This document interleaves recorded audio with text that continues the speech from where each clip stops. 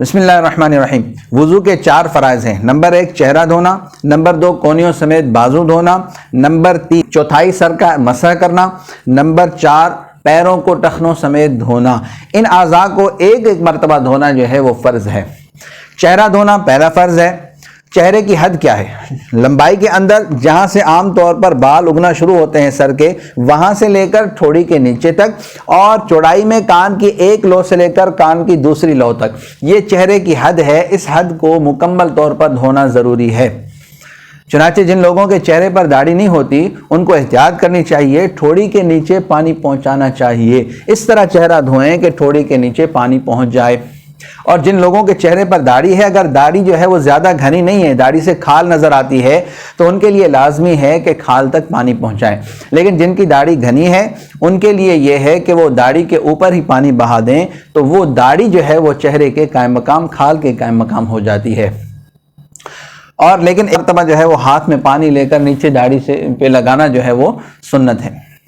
اور جن لوگوں کو داڑھی ہوتی ہے ان کو ایک احتیاط یہ بھی کرنی چاہیے کہ یہ جو کنپٹی کے بال ہوتے ہیں اس کے درمیان اور کان کی لو کے درمیان ایک جگہ ہوتی ہے جہاں پر بال نہیں ہوتے، ایک فاصلہ ہوتا ہے۔ تو عام طور پر جو داڑھی والے ہوتے ہیں اور وہ چہرہ دھوتے ہیں، یہ کنپٹی کے بالوں تک دھوتے ہیں۔ آگے والا حصہ جو کان کی لو اور کنپٹی کے درمیان میں ہے وہ والا حصہ چھوڑ دیتے ہیں۔ یہ حصہ چھوٹ گیا تو وضو نہیں ہوگا، اس کو دھونے میں احتیاط کرنی چاہیے۔ اسی طرح باقی اعضاء ہیں، ہاتھ جو ہے وہ کونیوں سمیت جو ہے مکمل بازو دھونے ہیں۔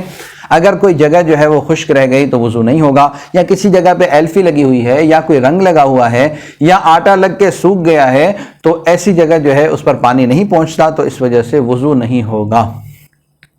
عورتوں کے ناخن پہ نیل پالش لگی ہوئی ہے، نیل پالش اتارنے ضروری ہے، نیل پالش کے اوپر بھی وضو نہیں ہوتا۔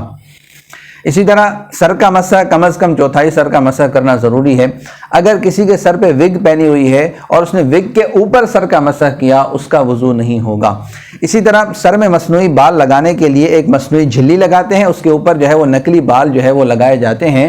اگر کسی کے سر پہ ایسی جھلی لگی ہوئی ہے تو یاد رکھیں اس کا وضو نہیں ہوگا۔ ایک تو ہوتی ہے نا ہیئر ٹرانسپلانٹ سرجری، کہ سر کے اندر ہی جو ہے وہ کھال کے اندر اپنے ہی بال لگائے جاتے ہیں، تو ان لوگوں کا وضو تو ہو جائے گا، لیکن جو جھلی وغیرہ لگا کر مصنوعی بال لگائے جاتے ہیں ان کا وضو نہیں ہوگا۔ اللہ تبارک و تعالیٰ سے دعا ہے کہ اللہ تعالیٰ سمجھنے اور عمل کرنے کی توفیق عطا فرمائے۔ السلام علیکم۔